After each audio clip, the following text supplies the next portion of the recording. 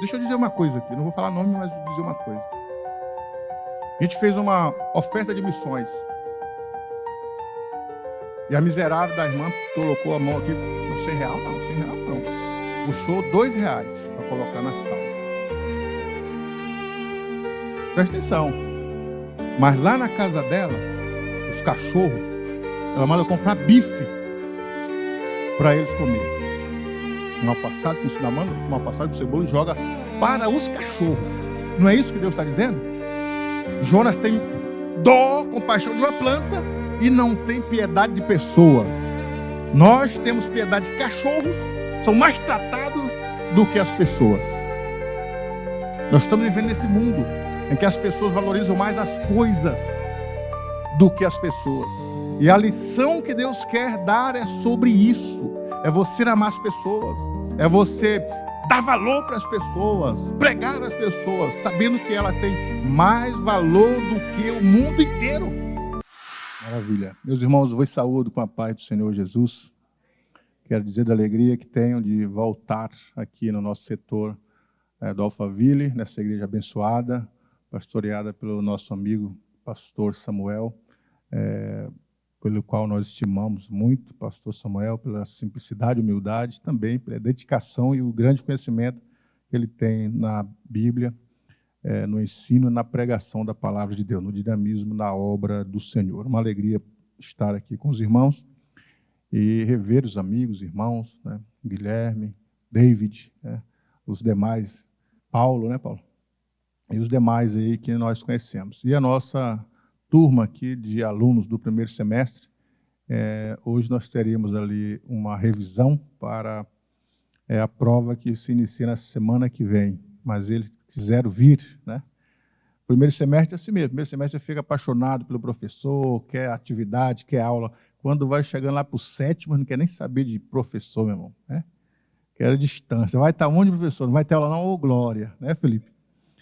Mas é assim mesmo, grato pelos irmãos que vieram, os nossos alunos, Felipe, o André aqui, é um bom cooperador, tem sempre falado dos trabalhos aqui.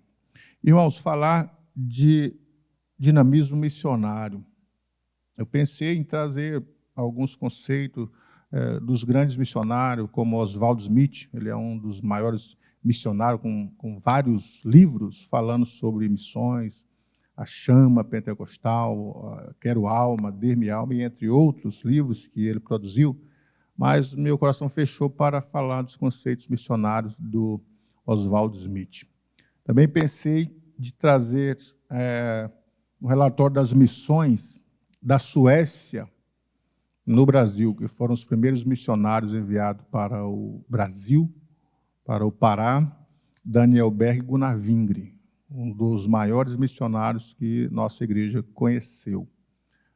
Além dos missionários americanos, né, poderíamos trazer as perspectivas dele, o dinamismo de Moody, ganhou mais de 100 mil almas, segundo as estatísticas, né, e dentre outros, mas também meu coração fechou para isso. E como o pastor Samuel, ele disse, gosta muito de Bíblia, e eu também. Então, eu fiz a leitura do livro de Jonas. E o livro de Jonas é um livro missionário. Jonas foi enviado para uma missão. E a missão que eu até, se eu fosse titular, né, a palavra de hoje, eu diria assim, que às vezes o nosso aparente fracasso, ele é o sucesso de Deus. E parecia que Jonas tinha fracassado, né? Pregou e não aconteceu nada na mensagem dele. Mas toda uma comunidade se converteu. Foi um sucesso para Deus a mensagem de Jonas. Eu não vou ler todo o livro, eu já li ele várias vezes, mas eu quero fazer menção do capítulo 4, se quiser abrir sua Bíblia aí. Eu estou lendo a revista Almeida, tá? Eu acho uma das melhores traduções, Almeida. O capítulo 4 de Jonas, o descontentamento de Jonas. Com isso, desgostou-se Jonas extremamente e ficou irado.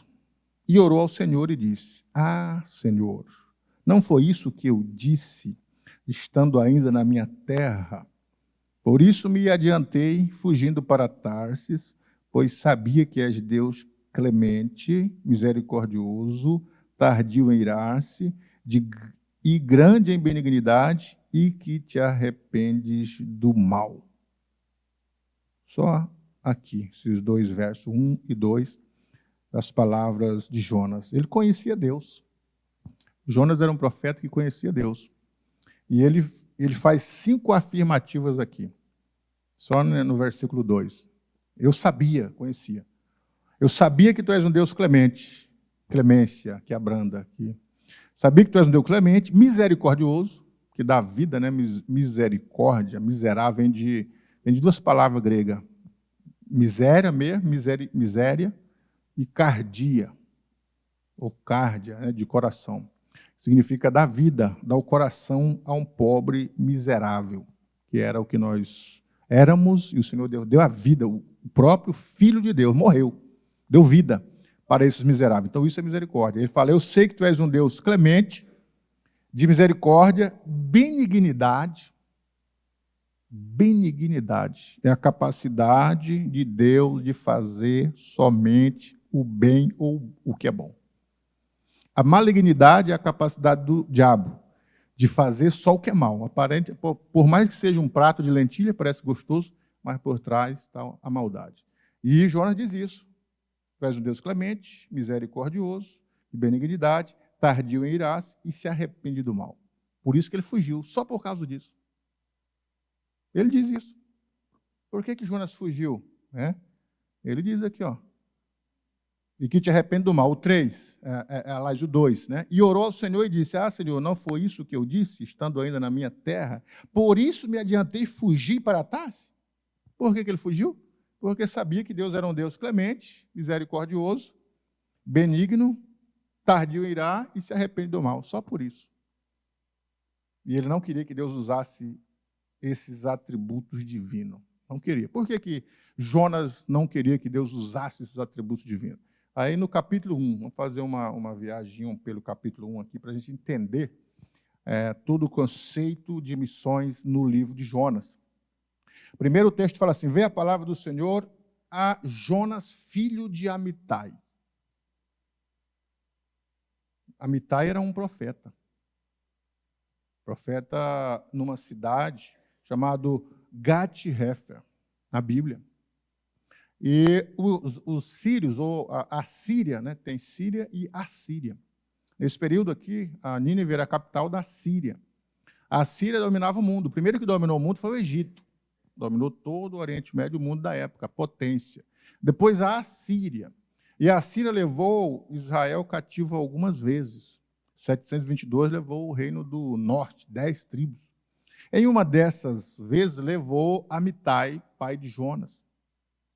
E os assírios, a história diz que eles eram muito cruéis com as pessoas que ele conquistavam.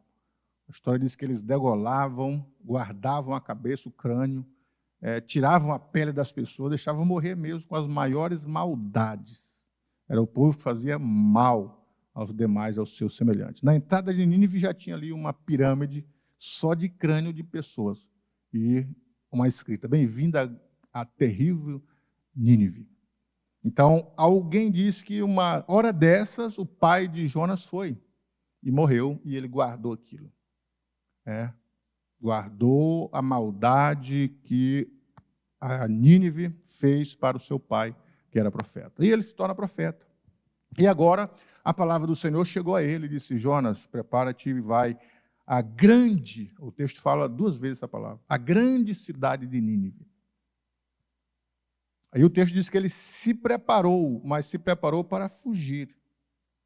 Foi para Tarsis, e o texto ainda registra assim, ó, para longe da presença do Senhor.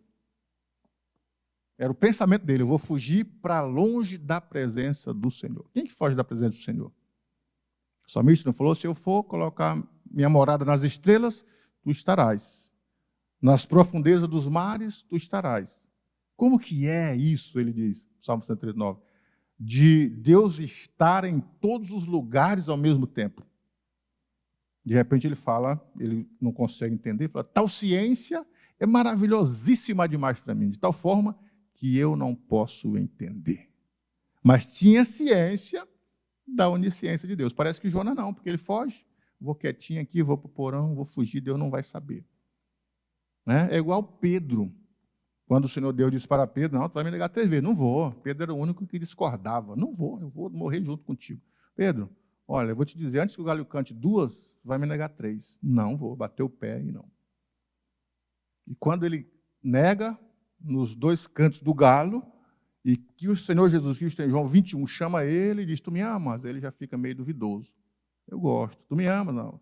Tu me amas, Pedro? Senhor, tu sabe todas as coisas. Ele aprende que o Senhor Deus sabe tudo, que é onisciente. Ele aprendeu uma lição para Pedro. Mas Jonas não. Parece que ele vai fugindo tranquilo. E quando ele foge da missão, foge de fazer uma obra missionária, no capítulo 4, o texto diz assim, mas o Senhor lançou sobre o mar um forte vento.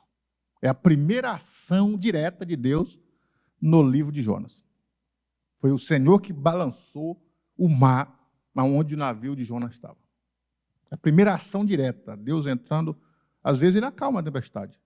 Né? Calma-te, vento, aquieta-te, mar. Mas aqui ele balançou o mar mesmo. A primeira ação direta na natureza foi a ação de Deus nessa história. E depois o navio ia afundar. E a tripulação toda começaram a jogar mercadoria. O texto diz que cada um deles começaram a orar, interceder pelos seus próprios deuses. Deus ali está com D minúsculo. E começa a vasculhar e acharam Jonas lá. E perguntou para Jonas o que Jonas fazia ali, né? Da onde que tu vem, de terra que tu és, para onde vai, qual que é a tua ocupação. E ele revela que era um profeta de Deus, servia ao Deus poderoso, que criou os céus e a terra, e que ele disse que estava fugindo desse Deus todo-poderoso. Aí o texto fala que as pessoas temeram no lugar de Jonas. Houve um temor, porque ele estava fugindo de um Deus que é capaz de provocar a tempestade. Lançaram a sorte caiu sobre ele, e o texto ainda diz que cada vez mais as águas balançavam, e a tempestade cada vez mais aumentava. Aí Jonas disse assim, não, para ninguém morrer, para acalmar a tempestade, vocês me jogam na água. Me jogam na água. E nós vemos várias lições aqui nesse texto, irmãos, de Jonas, porque às vezes nós temos culpa na nossa própria tempestade, sabe? Tem alguns arranjos que a gente faz e não é Deus que está causando essa tempestade. Às vezes somos nós que causamos tempestade na vida. Nesse caso aqui, o próprio Jonas causou a tempestade. Se ele não foge, Deus não haveria de trazer essa tempestade. E o texto diz que na primeira vez, se você olhar no capítulo 1, na primeira vez o povo está clamando ao seu próprio Deus, o Deus com D minúsculo. Mas na segunda vez, depois que Jonas revela que serve a um Deus que tem essa capacidade de causar esse tormento no mar, aí todo o povo começa a clamar ao Senhor. E ainda oraram e disseram no versículo 14, 1 e 14. Então clamaram ao Senhor e disseram, Senhor, rogamo-te que não pereçamos por causa da vida deste homem. Não faças cair sobre nós este sangue, quanto a nós inocentes, porque tu, Senhor, fizeste como te aprouve. Eles clamam agora a um Deus poderoso. Eles clamavam lá no versículo 6 ao seu próprio Deus com D minúsculo. Mas aqui no 14 eles estão clamando ao Deus poderoso, o Deus de Jonas. O próprio povo aprendendo a temer a um Deus que é poderoso. Talvez aquela situação, Deus usou a própria situação de Jonas para toda a tripulação conhecer o nome de Deus. Querendo ou não querendo, você é missionário até quando nós não queremos ser missionário. Jonas ali falou de Deus para aquele povo. Eu sirvo a um Deus poderoso, um Deus que criou os céus e a terra. Ele me mandou pregar uma nação, eu não fui, por isso que ele manda no mar, causou isso. E diz o texto que o povo temeu. Rapaz, você está fugindo de um Deus poderoso assim? Estou. Aí o povo clama ao Senhor, dizendo, nós vamos jogar ele no mar, mas Senhor, não imputa, não. Tem misericórdia de nós, peço-te. Mas era necessário, Jonas dizendo, joga na água que vocês vão morrer todo mundo. Levantaram Jonas e lançaram no mar, e o texto ainda diz que todo aquele povo, quando viu o mar se acalmar, temeram ao Senhor. Os ímpios do navio, que clamavam a outros deuses, estavam clamando ao Deus verdadeiro e temeram ao Senhor e fizeram um voto. A Bíblia não diz qual voto que fizeram. Não sei se foi voto de fidelidade, voto de continuidade, mas fizeram um voto ao Senhor. E aqui, nas missões, meu irmão, todo mundo que faz um voto, parece que qualquer voto é válido, quando você vota a Deus é bom. E a Bíblia diz que é melhor que não votes do que votar e não pagar o voto. Eu estava dizendo para uma irmã, esses dias, ela trabalhava lá no Malai, fazendo alguns serviços. Ela dizia, pastor, eu ganhei R$2.000, mas está muito puxado, é 100 quilômetros para ir, para voltar no Manso. Você está falando de missões na sua igreja, se eu fizer um voto, você acha que Deus vai honrar o meu voto? Eu falei, Deus, principalmente com missões, que está tratando de alma, Deus vai te honrar na mesma hora. O que você quer? Qual que é o seu pedido? Ela falou, eu vou votar, fazer um voto a Deus, se eu ganhar R$5.000, eu vou dar no primeiro mês para o Senhor. Eu orei, abençoei, meu irmão, não foi um mês. Não foi um mês. Ela, pastor, qual que é o Pix que eu vou mandar? O que eu votei para as missões, porque eu estou ganhando R$5.000. Deus atende de imediato, porque é alma, sabe? O voto que nós fazemos. E eu desafio os irmãos a fazer esse voto, porque quando você olha para a Bíblia, é o único lugar, ou a única coisa que Deus aceita ser desafiado. É nas finanças. Né? É nas finanças. Malaquias fala isso. Depois fazem prova de mim. Faz prova para você ver se ele não vai responder a abrir as janelas. Né? É o único lugar que ele aceita o desafio. E esse povo fez o voto. A gente não sabe qual voto. Mas, no versículo 17, está a segunda grande ação de Deus. Deparou o Senhor um grande peixe, para que tragasse Jonas, e esse Jonas esteve 3 dias e 3 noites no ventre do peixe. A segunda ação, o Senhor preparar um peixe, mandar, preparar é mandar, é ordenar. Porque o Salmo 24 diz assim, do Senhor é a terra, a sua plenitude, o mundo e os que nele habitam. Pronto, ele que manda. Ele tem autoridade, o domínio é dele, a terra é dele, porque ele criou. Então ele deu ordem para o peixe, e o peixe estragou. A segunda ação direta de Deus aqui, por causa de missões. Só por causa de alma, Deus agindo na natureza por causa de alma.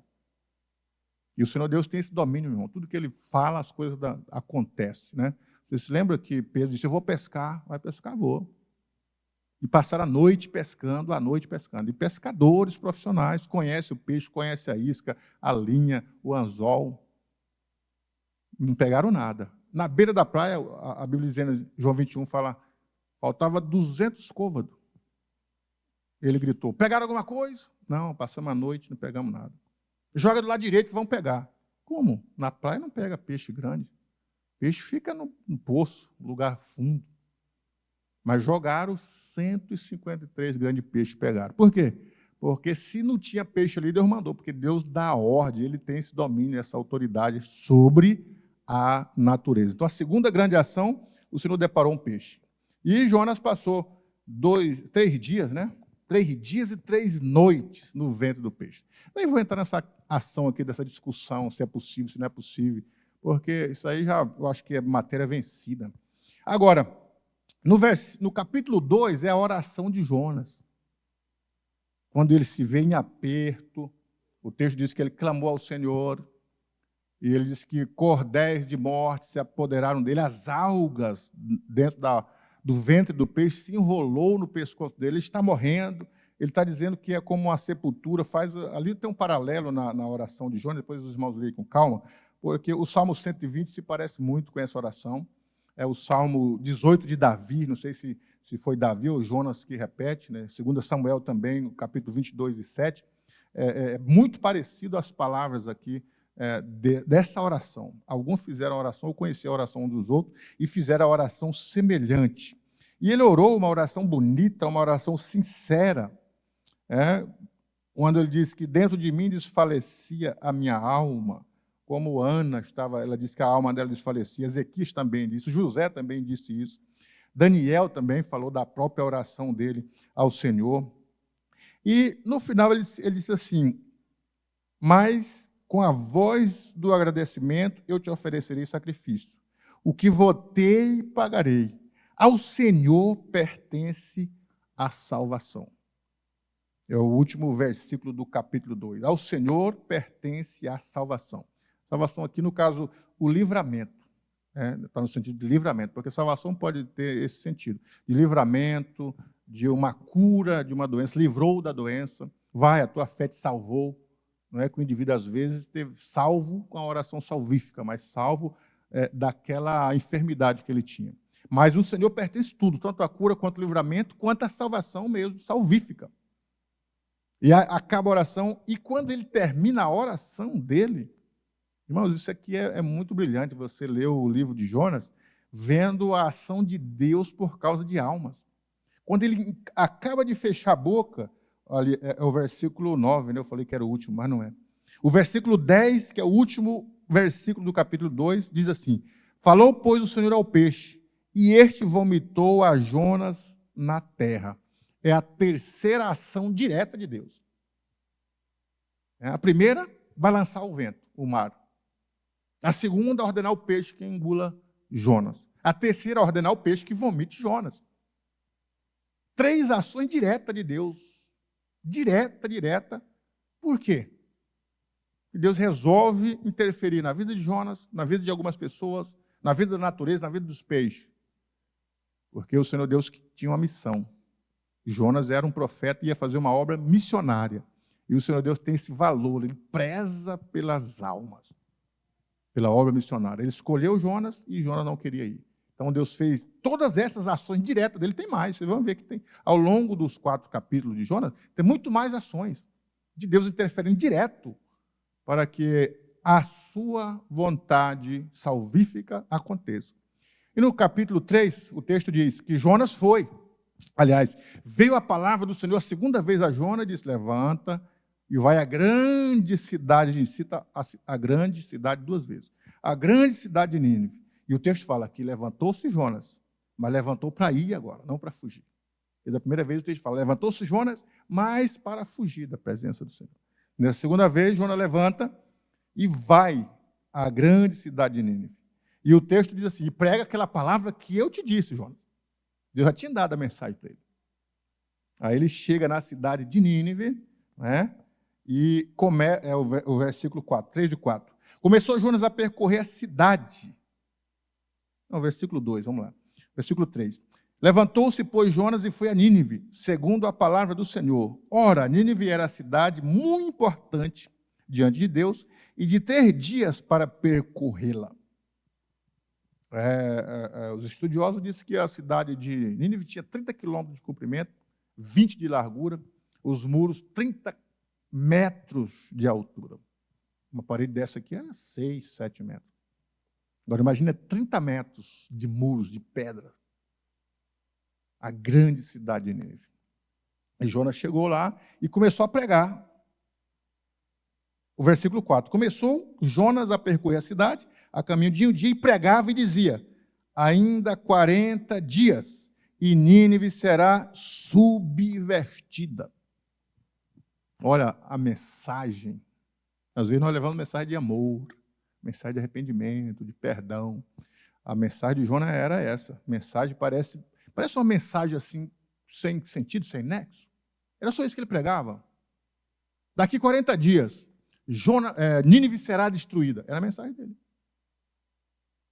Ele poderia dizer, eu conheci o Deus Jeová, que criou os céus e a terra. Vocês precisam conhecer. Não, ele só pregou assim.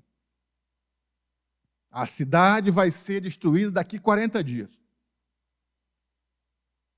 Foi só essa a mensagem que ele pregou. Não fez grandes sermões, grandes estudos, grande perspectiva. Que mensagem que é essa? Ele está zangado com o povo. Ele está revoltado. Ele quer que a cidade vai ser destruída. Ele não quer que o povo se arrependa. Ele não quer tocar o coração das pessoas. Depois vocês vão ver que ele queria isso. Porque depois que ele começa a pregar, o texto diz, ele levantou e foi ver o que dava na cidade. Vamos agora esperar a destruição. Esperou os 40 dias, meu irmão. Ali esperando 40 dias para a cidade ser destruída. No 40º dia não veio, aí ele ficou irado, diz o texto.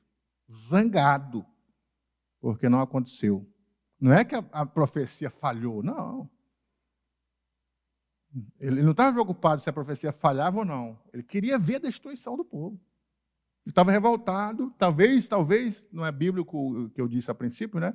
Que mataram o pai dele, não está na Bíblia, mas está na história. Possa ser que seja verdade, possa ser que seja isso a mágoa dele. Ele queria vingança.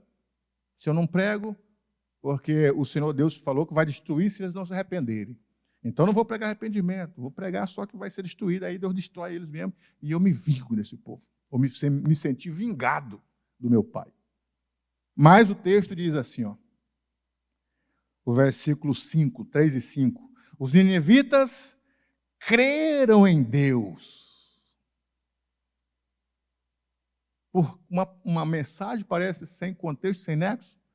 Pessoal, 40 dias vai ser destruída a cidade de vocês. Daqui 40 dias vai ser destruída a cidade. Ele nem falou que era Deus. Falou que ia ser destruída. Mas quem toca no coração do povo não é o profeta. É o Espírito Santo de Deus. A Bíblia diz que o ministério do Espírito é tríplice.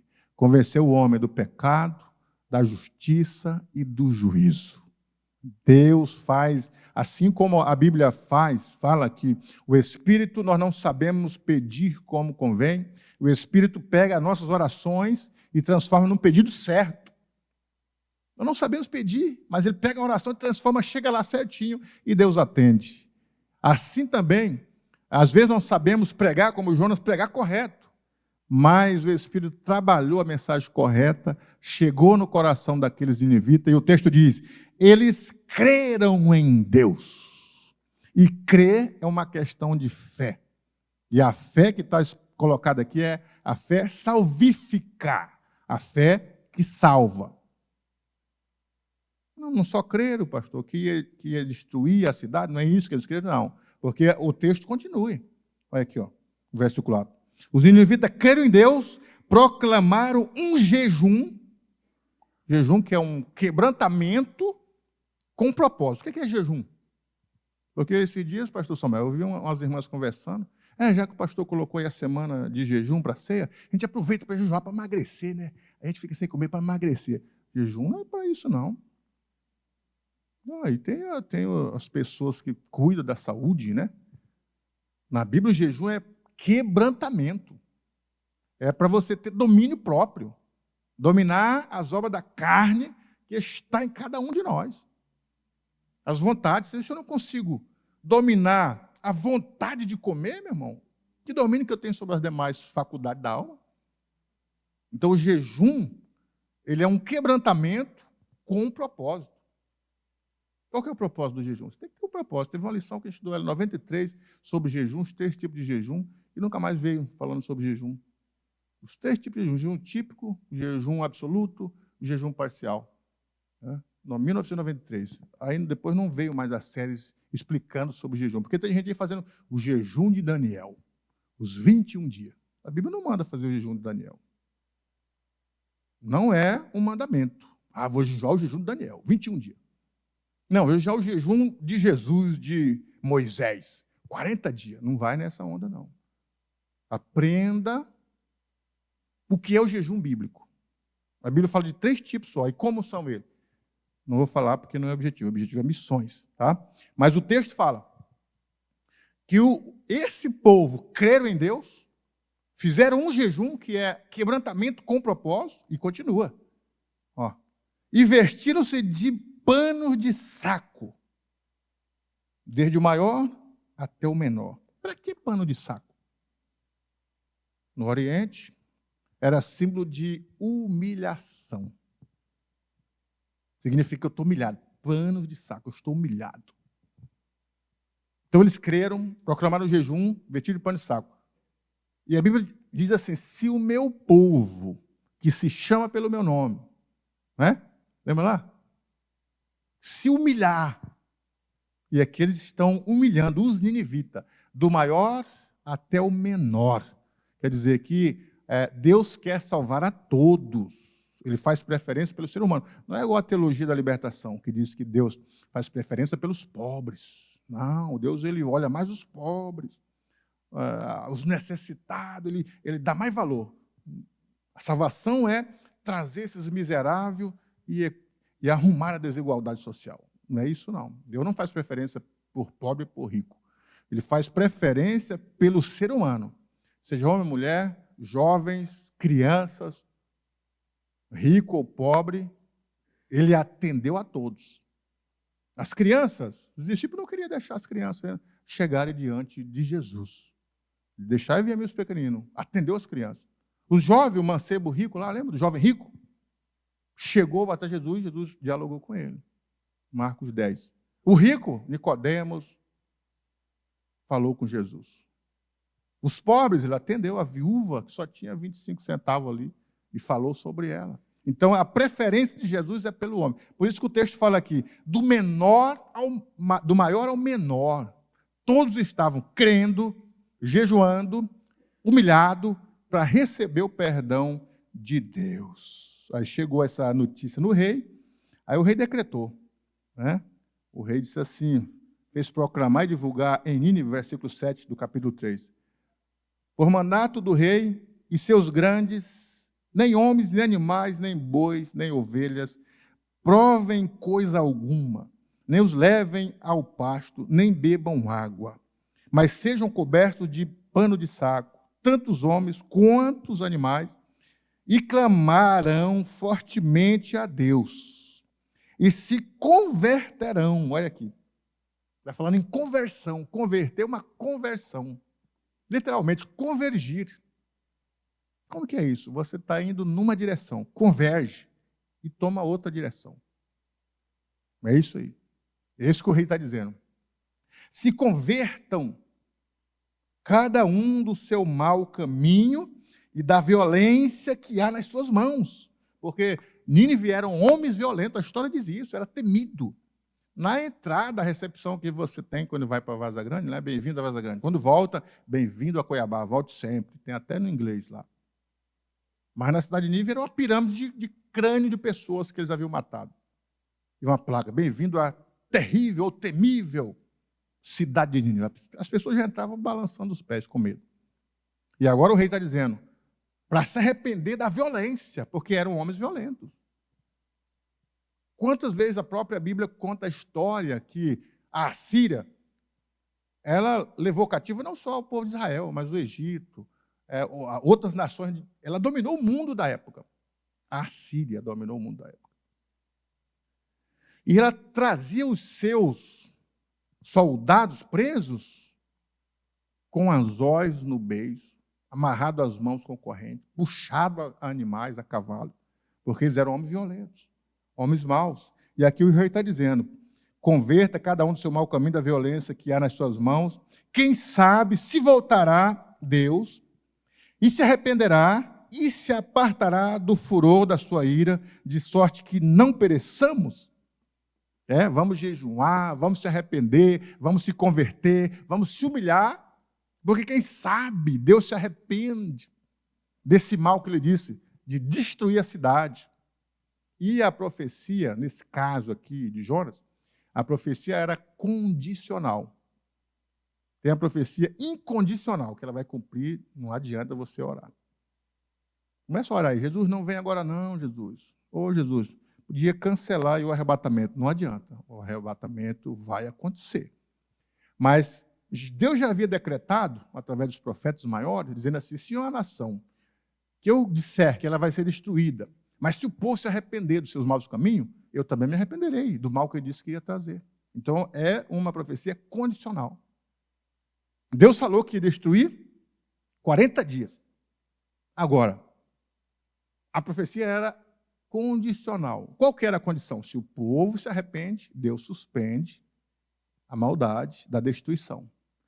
E quando o povo oraram assim, porque o rei mandou orar assim, orar creram em Deus, se humilharam, jejuaram, tanto eles quanto as crianças, quantos animais de cada um, se cobriram de panos de saco e voltaram ao Senhor pedindo que se arrependa. Quando eles fizeram isso, olha aqui, ó, versículo 10. Viu Deus o que fizeram, como se converteram do seu mau caminho, e Deus se arrependeu do mal que tinha dito lhes faria, e não fez, não destruiu. A quarta ação direta de Deus. Tirar a maldade do povo, tirar o juiz. A quarta. Cada capítulo tem uma ação direta de Deus. Capítulo 1, a ação de Deus balançando a tempestade. No capítulo 2, Senhor, no capítulo 2, capítulo 1, a segunda ação, a ordenação do peixe. No capítulo 2, a terceira ação, vomita Jonas, peixe. No capítulo 3, a quarta ação, vou tirar o juízo, não vou destruir. E não destruiu e perdoou o pecado do povo. A ação direta de Deus. E quando ele fez isso, aí nós vamos lá para o capítulo 4, onde nós fizemos a leitura. Olha só. Com isso, desgostou-se Jonas extremamente e ficou irado. Com o quê? Ele ficou desgostoso, fala extremamente, é o extremo. E ficou irado. Com isso o quê? Com a ação de Deus de perdoar o povo. Não era para perdoar, era para se vingar, tinha que ter vingança. Talvez o patriotismo dele, clamando pelo seu povo, que Nínive já havia destruído muitos deles, não só o pai, se o pai foi mesmo destruído pelos ninivitas. O patriotismo dele tinha que ser vencido. Porque, às vezes, nós estamos vivendo uma época aí que é a época de falar do antissemitismo contra o povo judeu. Todo mundo odiando o povo judeu. E, às vezes, esse patriotismo extremo impede da gente enxergar o amor de Deus em outra nação. E foi exatamente isso que Jonas viu. Parece que quando aconteceu os 40 dias, 40º dia que ele havia pregado, esses 40 dias, Nínive será destruído. Esperou 10 dias? Não, falta mais. 20 dias? Não. 30 dias? 40 dias? É hoje. Você vai ver como que ele fez. Foi para um lugar alto para ver a destruição. 41º dia não aconteceu nada, aí Jonas ficou zangado. Se irou, ficou zangado e revela o que ele sabia, E orou ao Senhor e disse: Ah, Senhor, não foi isso que eu disse, estando na minha terra? Por isso me adiantei fugindo para Tarso. Parece que ele havia dito para o Senhor. Parece que ele revela aqui que ele tinha teimado. Você vai pregar, Jonas, a grande cidade divina? Não vou não, Senhor. Por quê, Jonas? Porque você não vai fazer o que você está dizendo. Não vai destruir. Eu te conheço. Tu não vai destruir esse povo. Vai, Jonas, não vou não. E ele fugiu. Porque parece que ele está revelando alguma coisa aqui. Porque ele está dizendo, não foi isso que eu disse, estando na minha terra. O que tu disse? Por isso me adiantei fugir para trás, pois sabia que és Deus clemente, misericordioso, tardio em irar-se, grande misericórdia e que arrepende-se do mal. A clemência de Deus. Capacidade de perdoar as pessoas. A clemência de Deus, capacidade de ouvir as pessoas, ver os erros das pessoas, esquecer os erros das pessoas. Perdoar o erro das pessoas. Meu irmão, quem não perdoa somos nós. Quem não esquece dos pecados alheios somos nós. Você lembra de Pedro, eu disse que ele teimou com Jesus? Não. Se for possível, eu morrer. E abrindo um parênteses aqui, não foi só Pedro, não. A gente só pega o Pedro, Mas leia Mateus 28. Fala assim, que todos disseram o mesmo. Quando Pedro disse assim, Senhor, se for necessário, eu vou morrer contigo. A Bíblia diz, todos disseram o mesmo. Marco falou, eu vou morrer contigo também. André, eu também vou. Felipe, eu também vou. Todos disseram. Não foi só Pedro, não. A gente pega só o Pedro porque ele era o líder. Mas quando Jesus foi preso, não foi só Pedro que negou, os outros correram. Marco disse que até ele, que estava envolto no lençol, disparou. Ficaram seguindo Jesus de longe. Então não foi só Pedro que era covarde. Aí é interessante você ler o capítulo 21 de João, porque quando as Marias foram ao túmulo, vou abrir um parênteses que depois nós voltamos, só para falar da clemência de Deus, que a Bíblia está cheia da clemência dele, da misericórdia muito mais. Só aqui, esses 3 tópicos aqui, meu irmão, esses 5 tópicos, né, que Jonas fala, que Deus é clemente, misericordioso, benigno, tardio em irar, se arrepende do mal, a Bíblia está cheia dos atributos de Deus. Eu vou falar só um parênteses aqui em Pedro, para a gente entender o que é missão, porque ali na ação de Pedro também tem a missão, a obra missionária. Que as Marias foram no sepulcro, porque o sepulcro era cavado numa rocha, não era como hoje nós. Eles cavavam, colocavam uma pedra e eles embalsamavam. O embalsamento não era igual hoje, né, que tira as vísceras para que o estado de putrefação é mais rápido, e coloca o formol e demora. As pessoas ficam, pelo menos, o rosto nu para as pessoas verem, 1 dia, 2 dias, a pessoa morre hoje, vela a noite inteira, amanhã, à tarde que vai enterrar. Mas naquele período o embalsamento era em lençóis, em faixas. Colocava uma faixa, passava o bálsamo e muitas faixas. Lembra de Lázaro? São João capítulo 11? Lázaro vem para fora. Ele sai. Aí Jesus fala, desatai-o, deixai-o ir. Tiraram a venda dos olhos para que Lázaro visse. Desatai-o, tiraram as vendas das mãos para que ele... Desatai-o, tiraram dos pés para que ele andasse. Então, era desse tipo. E as mulheres, às vezes, as mulheres não, era costume em Israel, no Oriente, eles entrarem no primeiro dia, no segundo dia, até no terceiro dia. Do 4º dia já era putrefação geral, ninguém entrava no sepulcro. E elas foram com esse intuito de colocar umas flores, um bálsamo ali. Chegou ali, já tinha removido a pedra. Jesus aparece e diz para Maria, Maria, não me toque, eu ainda não subi ao Pai, ainda não estou com a glória que eu tinha, aquela glória de Filipenses 2,15, que ele se despiu da sua glória e se tornou cego. Aí ele disse, vai, reúne com os discípulos, fala que eles vão ficar no cenáculo e eu vou aparecer. E ela sai correndo, ele, ei, para aí, Maria. Mas avisa Pedro para ele não faltar.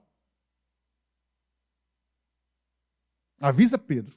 Irmãos, no dia que Jesus aparece, ele diz, Pai seja convosco, deu as instruções e não ligou para Pedro. E se você olhar na Bíblia, Pedro, quase todas as ações, as missões de Jesus, Pedro está participando. Ou ele falando com Jesus, ou Jesus falando com Pedro. Mas nesse dia nem Pedro falou nada, com medo, e nem Jesus se dirigiu para Pedro.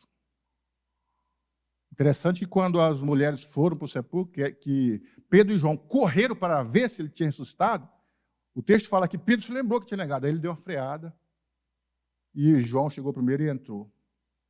Na segunda aparição, Tomé não estava, ele só vou acreditar se eu tirar a prova dos 9 fora. Na segunda aparição, Jesus aparece, Pai seja convosco. Chamou Tomé, Senhor meu, Deus meu, e ele não liga para Pedro de novo.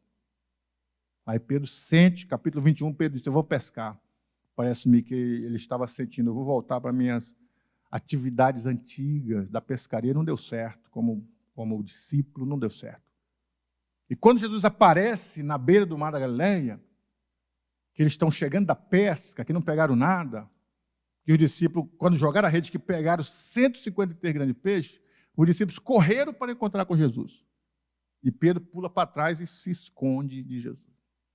Jesus fica esperando Pedro. Aí, nessa terceira vez, é que Jesus dirige a palavra a Pedro. Ele nega 3 vezes, talvez por isso que ele... Na terceira aparição é que ele dirige a palavra e ainda pergunta 3 vezes. Se ele negou 3, meu irmão, vai reafirmar 3 que ama Jesus agora. E é no terceiro encontro. Claro que aí tem alguma coisa significativa, porque a Bíblia tem a numerologia, né, correta do significado dos números. E diz para Pedro, tu me ama? Eu gosto. Tu me ama? Eu gosto. E na primeira vez, tu me amas? Que ele fala, eu gosto, Jesus fala, apacenta as minhas ovelhas. Na segunda vez, de novo, apacenta as minhas ovelhas. Na terceira vez, que Pedro diz, tu sabes todas as coisas, tu sabes que eu te amo. Jesus diz de novo, apacenta as minhas ovelhas. Por quê? Porque Pedro era o líder, Jesus estava perdoando ele. Aliás, o sacrifício de Jesus já havia perdoado as falhas de todos nós, não só de Pedro. E ainda assim, Jesus estava condicionando Pedro para ser líder. Apacenta as minhas ovelhas. E ele se torna líder em Jerusalém, o pastor de Jerusalém. Agora, isso é clemência. Não jogar na cara. Não trazer as falhas, mas trazer o perdão e a confiança. Porque se fosse nós, meu irmão, na listinha lá do aniversário, convidar o pastor Samuel, meu amigo, Felipe, meu amigo, Lucas, meu amigo, e fulano, não quero ele na minha festa, não. Por quê? Esse camarada aí me traiu, falar de mim. Nós somos assim. Se fosse Jesus, Maria Madalena, todo mundo lá no cenáculo, menos Pedro, aquele traíra. Não. Principalmente Pedro. Fala para Pedro não faltar. E ainda pega Pedro e coloca como pastor de Jerusalém, o líder de Jerusalém. Porque a clemência, isso é clemência, de Jesus é muito grande. E Jonas sabia disso, é clemente. Eu vou fugir para Tarso, porque eu sabia que tu és um Deus clemente, sabia. Um Deus misericordioso, miserável, que cardia da vida para um pobre miserável. Um Deus benigno, incapaz de fazer a maldade. Benigno, benignidade é a capacidade de Deus de fazer somente o que é bem, o que é bom. E a malignidade é a capacidade do diabo de fazer só o que é mal. Jonas diz isso. Ele ora assim para o Senhor. O Senhor pergunta para ele, se é razoável essa tua ira? Eu falei, é razoável, minha ira é razoável. Tem fundamento? Tem. Estou irado, tenho razão de estar. E no versículo 5, 4 e 5. Então Jonas saiu da cidade, assentou-se ao oriente da mesma, e ali fez uma enramada, e repousou debaixo dela à sombra, até ver o que acontecia à cidade. Olha os 6. Então fez o Senhor Deus nascer uma planta que subiu por cima do Jonas para que fizesse sombra sobre a sua cabeça, a fim de livrar do seu desconforto. Olha aqui. A quinta ação de Deus no livro. No versículo 4, aparece a quinta ação. Deus fez nascer uma planta. Ele colocou uns ramos, porque enramada é colocar uns ramos para deitar confortavelmente, como se fossem folhas.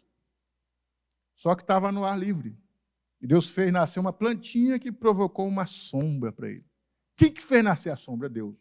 Uma ação de Deus na natureza, para dar lições para Jonas. E essa daqui é uma das maiores lições de missões que nós temos, vocês vão ver no final. Nasceu a planta. Aí o versículo 7. Mas no dia seguinte, ao subir da alva, ao amanhecer no dia, enviou um verme, o qual feriu a planta, e esta secou. Olha a sexta ação de Deus. Mandando um verme para comer a planta que Deus havia feito crescer. Deus manda até nos vermes, meu irmão. Por isso que o hino diz, para louvar o Senhor. Lembra do hino que fala? Tudo que tem for louva o Senhor. Céu, terra, mar. Eu esqueci o hino, mas tem um hino que fala isso. Até os vermes. E sabe qual que é o hino? Adorai o Rei do Universo, Céus e terra. Fala dos vermes também no hino, na letra, não fala? Ou não? Ou é só na Bíblia? Fala. Então, quer dizer, a ação de Deus aqui, se os vermes obedecem a Deus, se os vermes louvam a Deus, meu irmão. 124, pastor? 124. O hino 124 da harpa cristã. Fala que tudo louva ao Senhor, tudo está sobre o domínio do Senhor. E aqui o Senhor Deus ordena ao verme, e o verme obedece. E o miserável do Jonas não quer obedecer.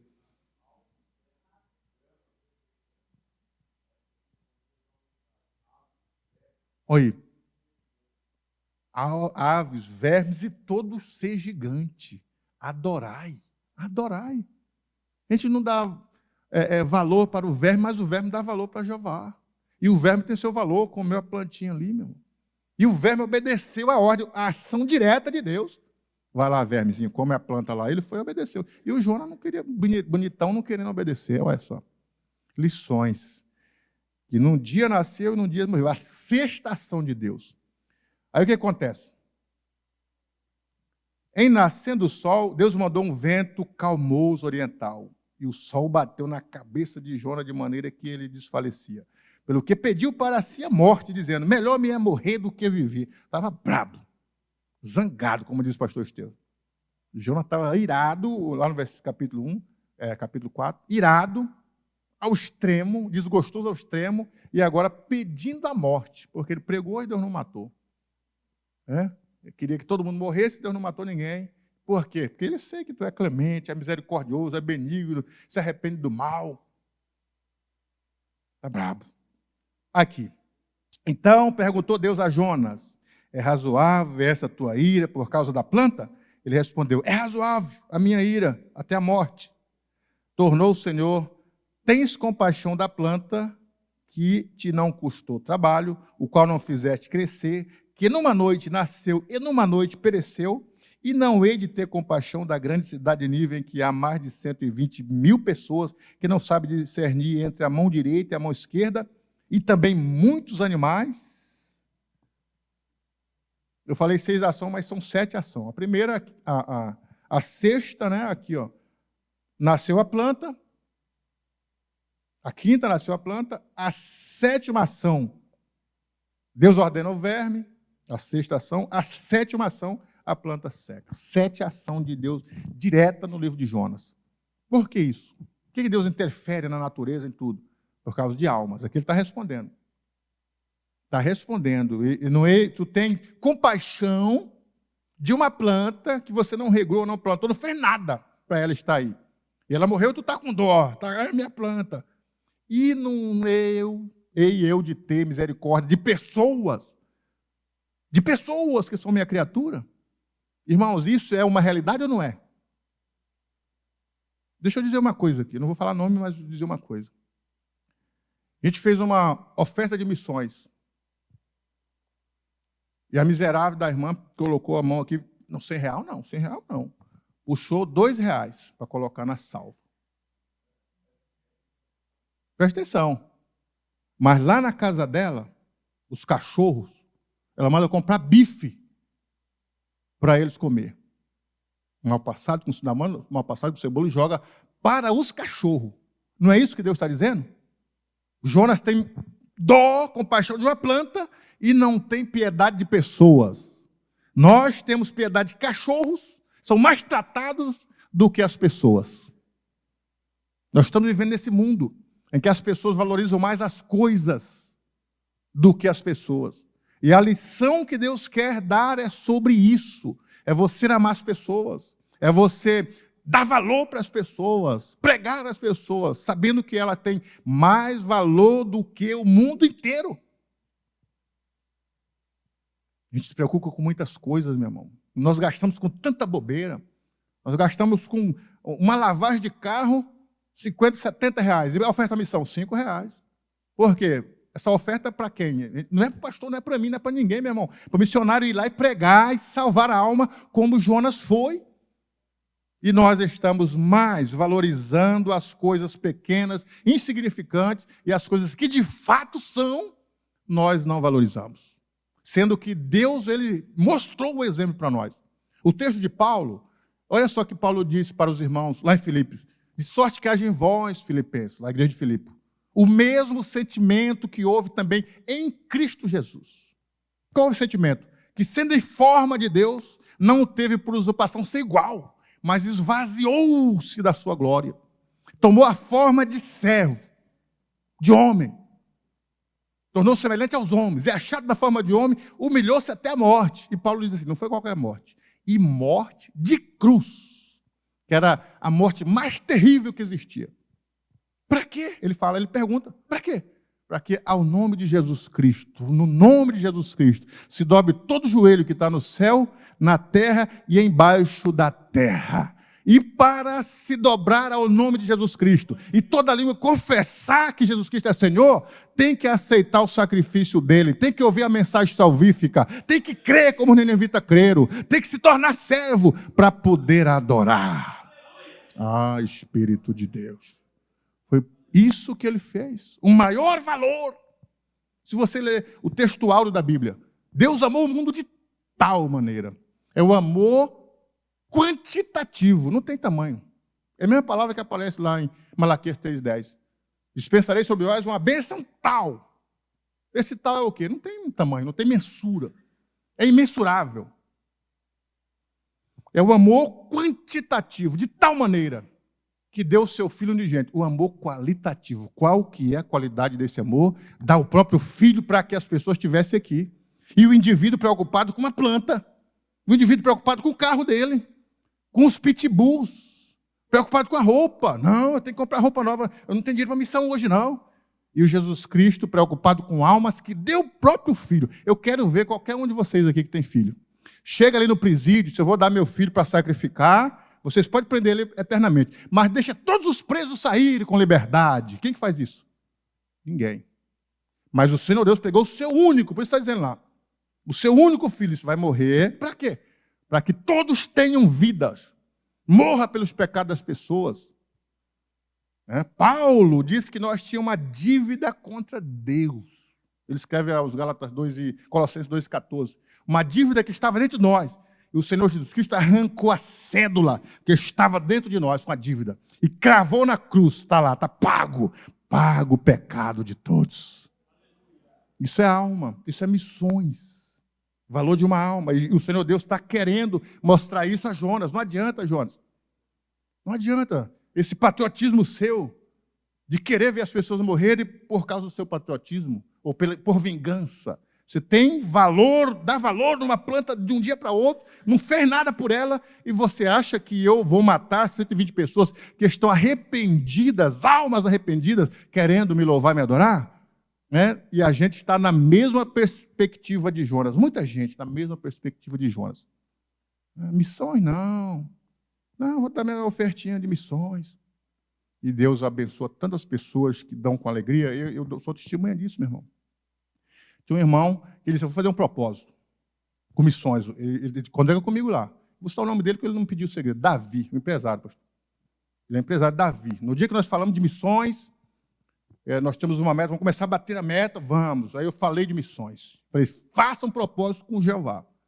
Ele disse assim, eu tenho empresa, as pessoas colocam ali no Pix, é pouco, é 200, 300 no Pix. Geralmente é no cartão de crédito ou no dinheiro. Falei assim, o que entrar no Pix vai se dar missões. Quando ele foi olhar lá, tinha 4 mil. Ele falou, Jesus, eu vou ter que dar para as missões?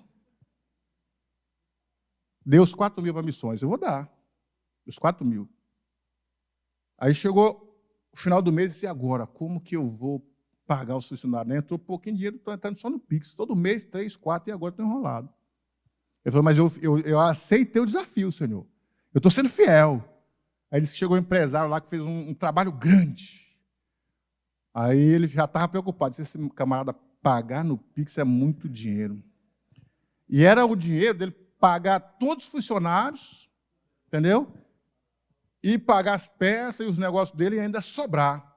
E ele preocupado, então, vou te pagar adiantado, só fazer, eu vou fazer. Ele disse, meu Deus, não deixa ele pagar no Pix, não. Ô, Jeová. Aí o camarada falou assim, no Pix, não, eu vou dar em dinheiro. Ele puxou o bolo assim, deu um dinheiro para ele. Aí falou, mas o restante eu vou dar no Pix. Ô, Jesus. E o do Pix era da missão, mas deu uma quantidade em dinheiro. E ele disse que daquele dia em diante, ele teve que contratar mais funcionários. Ele começou a trabalhar aos domingos. Ele comprou um carro novo, pastor, uma casa de 500 mil reais. E Deus está abençoando porque ele fez um desafio. O desafio, meu irmão, do dinheiro é para enviar missionário, para ganhar almas, onde eles estão lá, sustento dele. E a alma vale mais do que o mundo inteiro. E Deus honra isso. Vocês viram, Deus fez 7 ações no livro de Jonas. O 7 é o número da perfeição, o número de Deus. Então, perfeito, 7 ações. Para quê? Para que Jonas chegasse a um lugar, pregasse o evangelho e a obra fosse completada. Todo aquele pessoal se arrependeu, aceitou e conheceu o Deus de Jonas. E parece que o fracasso de Jonas foi fracassado, mas não. O fracasso de Jonas foi o sucesso de Deus, porque ele ganhou mais de 120 mil almas. E é assim que nós devemos fazer, meu irmão, valorizar missões. O pastor Samuel, ele falou do meu pai. Meu pai foi um missionário. Foi um missionário, ele era empresário. Naquela época do presidente Médici, ganhou terras e mais terras, estava muito alegre quando Deus chamou ele para o ministério. Aí, como diácono, ele ainda tocou o negócio dele, mas aí quando ele foi tomar conta de uma congregação dentro da colônia, não tinha nem nada. A luz de vela, casa de barro, coberto de palha. E aí nós deixamos a cidade, ele vendeu tudo e fomos, viver da obra mesmo. E ali, só que quando ele saiu dali, que não tinha nada, tinha mais de 100 almas ganhas para Jesus. Voltamos para a cidade, aí o pastor Firmino, Anunciação Gouveia, completou 100 anos agora. Foi pastor dele, disse assim, pastor Enoque, nós temos ali na divisa do Mato Grosso, na década de 80, 300 quilômetros na BR-163, tem 5 cidades lá, que era o Riozinho, Santa Júlia, Novo Progresso, Alvorada e o quilômetro 1000, daqui lá dá 1000 quilômetros, que só tem um crente, nós fizemos um mapeamento, só tem um crente do Paraná, que era o irmão João Leite e a esposa, e ninguém mais. Você topa ir para lá? Ele falou assim, eu fui chamado para as missões, nós vamos. Década de 80. E ele disse, a igreja vai te sustentar com salários. Aí estipulou o salário lá, vendeu tudo e viemos para Alvorada da Amazônia. Não tinha ninguém, meu irmão. A metade da cidade era católica e a outra era adventista. Nessa época, nós ficamos profissional no adventismo, porque nós debatíamos com meus irmãos, meu pai, para debater. Nós ficamos profissional. Meu pai ficou bom para destruir os adventistas na Bíblia. E ganhar eles para Jesus. E os católicos de um lado. Entendeu? E tinha uma católica ali, Banair, era católica, morava perto do colégio, fizemos amizade com os filhos. E, através da amizade dos filhos, meu pai foi visitar ela. Aprendeu a tomar chimarrão, que ela era gaúcha, ganhou ela, ganhou o marido, ganhou as filhas e o filho para Jesus. A primeira alma que ele ganhou. Aí já não era mais nós, os filhos ali, que faziam o culto aos domingos, né? Era, os cultos, nós se arrumávamos, meu pai dizia, vamos para o culto, vamos, todo mundo se arrumava. Onde é o culto, pai? Onde é a igreja? Aqui não tem, a igreja é nós. Você estava no sofá, cantava rosinho, louvava. 4 anos, assim, nós chorávamos querendo ir para a escola dominical. Mas começamos a ganhar, os católicos adventistas, e um dia ele inaugurou o templo. Inaugurou o templo, meu irmão, e consagrou diácono, presbítero, e a igreja já tinha mais de 100 pessoas. Aí ele discipulou um pastor lá, deixou lá, e disse, eu vou para a próxima cidade ganhar almas. Aí chegamos numa cidade que na época era o Márcio Martins da Costa, que dominava lá, era um pistoleiro que tomava os garimpos, matava as pessoas, mas mortandade mesmo. Aí chegamos na cidade, o conhecido nosso lá, que ia receber a gente, estava trancado. E o pai buzinou, ele entra, pastor, entra. Nós entramos, o Márcio passou atirando na cidade aí, matou muita gente. Depois, vou evangelizar esse camarada aí. Não faz isso, pastor. Vou evangelizar. E, de fato, fomos na fazenda. Pedimos permissão, ele disse que ele tinha uns 60 capangas, mais ou menos, tudo armado. Os caminhões que iam de mercadoria, que ele comprava, caminhão fechado, de gasolina, de óleo, ele tomava tudo. Não voltava mais nenhum caminhão e matava o motorista. Era o Rambo da Amazônia. Depois vocês pesquisam sobre a história. Mas estamos na fazenda, o Márcio autorizou, ele dirigiu um culto e falou para os capangas, fica aí cercando e dando segurança para o pastor. E quem impedir dele, se mete bala em quem impedir aqui. E fizemos um culto lá, alguns capangas aceitaram. Eu sei que na cidade, meu pai deixou lá uma família e foi visitando, ver os parentes, ver os amigos. Fizemos uma igreja de 20 por 15 aí lá na cidade. Aí mudamos para a próxima cidade, que é Novo Progresso. Aí tinha um senhor lá que dividia terrenos, né? Disse assim, tem um terreno ali, pastor, e umas madeiras. Nós tínhamos uma casa de madeira lá. Aí começamos a evangelizar. Não tinha ninguém na cidade de crente. Aí chegamos na cidade dos paranaenses lá, para comprar leite, que era o Chico Forte, ficava no morro assim a cidade dele. Muito católico. Aí meu pai cortava o cabelo dele, comprava leite, fazia amizade, ganhamos ele. E ele tinha uns 7 filhos e mais umas 5 filhas. Todos vieram para Jesus, só a esposa que era católica que não ia. Aí, com o tempo, a senhorinha também veio. E os filhos dele, um deles é pastor, que ele ganhou. Hoje é pastor, dirige igreja lá. E nessa cidade de Novo Progresso, hoje, só na cidade, que não tinha nenhum crente, tem a sede com ônibus, com tudo, uma estrutura muito grande, e mais umas 20 igrejas lá. Aí partimos cada cidade, né? O Riozinho, Santa Júlia, aí depois que acabou o espaço dele lá, os garimpos, aí partimos do garimpo. No garimpo ganhou alma e tudo. Eu sei que hoje, meus irmãos, hoje, só o Progresso é um campo, com um número de cidades, Riozinho é outro campo, Santa Júlia é outro campo, 1000 é outro campo, o Castelo lá do Márcio é outro campo, e a gente não sabe quantas almas. No começo, eu disse para o pastor Samuel, que no começo ele começou a marcar. Chegou um dia que ele falou assim, ganhei mais de 100 almas. Aí falava o nome tudinho das pessoas. Ganhei mais de 100 almas já. Aí o Senhor Deus falou com ele, então você que ganhou alma? Então eu vou tirar a mão, você está ganhando alma. Aí ele pegou e rasgou, e a gente não sabe quantas almas, quantos batismos, quantos diáconos, quantos presbíteros, quantos casamentos. Durante 50 anos de ministério, a gente não sabe. Porque depois desse campo vem outros, 40 anos de ministério. Então, assim, e muitos exemplos de missões, sabe, que a gente tem, mas o tempo está acabando. Mas eu fico muito feliz de estar aqui com os irmãos. Foi promessa de Deus na minha vida. 1973, o pastor Gisel Gomes esteve no Pará lá. Meu pai estava no púlpito, ele era presbítero. E o padre tinha uma praça na frente, em Santarém, cidade de Santarém. Tinha uma praça na frente, cidade pequena. O padre convidou todo mundo e fez um evento, convidou banda e tudo. Mas quando o pastor Gisel Gomes começou a pregar, um paralítico saiu com a cadeira de roda na mão, dizendo, eu fui curado. Meu pai estava assim, ele viu o paralítico. Aí, de um lado, um aleijado sem uma perna. Pegou as 2 muletas e disse, eu também. Aí, a missa do padre acabou, porque vinha tudo ver o paralítico e mais de 100 e poucas almas aceitaram Jesus. Minha mãe estava grávida, meu pai disse assim, vou colocar o nome dele de Gesiel, para ser um grande pregador, um grande homem. Eu fiquei grande só no tamanho, 1,74 m. Vou pregar e ensinar só a misericórdia de Jeová. Né? Mas é uma homenagem a Gesiel Gomes. E o Senhor Deus fez promessa para ele. Ele me entregou de fato. Para a obra, para ensinar. Minha mãe falou isso. Né? E eu me sinto honrado de estar aqui no Mato Grosso, né? Uma igreja, um dos maiores setores aqui, falando de Jesus, né? Falando do amor de Deus, falando de missões, falando do Evangelho. Sinto muito honrado, porque o Senhor Deus é muito bom. Ele salva, Ele batiza com o Espírito Santo, em breve voltará para levar o que Ele salvou. Aleluia. Eu queria orar com você. Meu horário manda parar.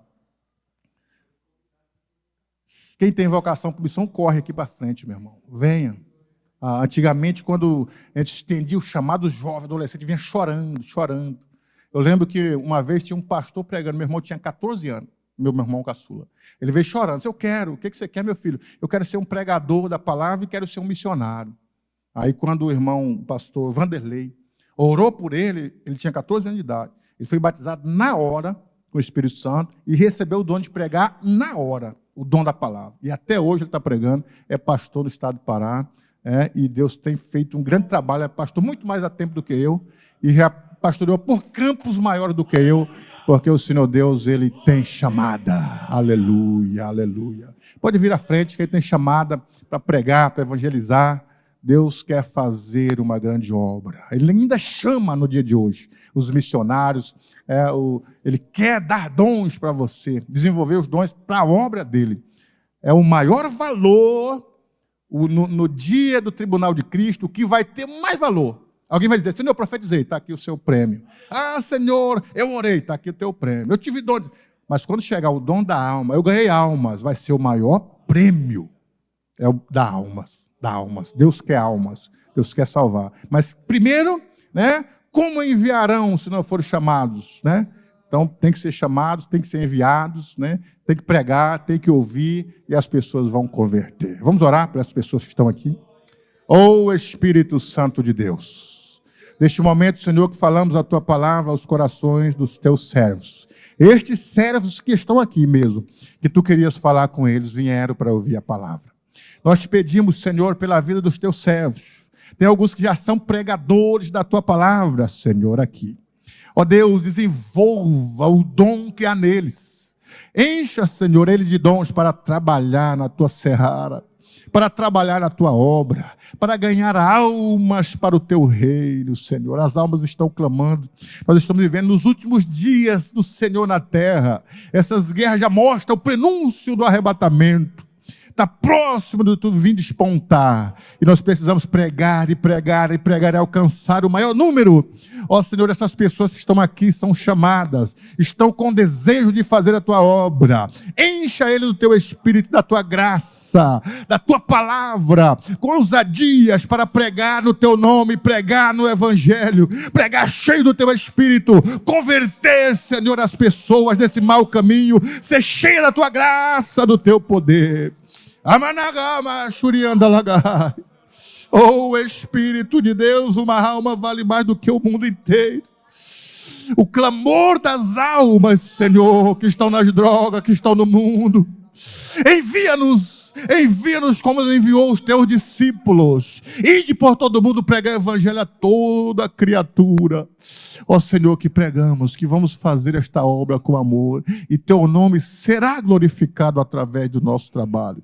Te pedimos essas bênçãos e agradecemos em nome para a glória de Jesus. Quantos podem dizer amém?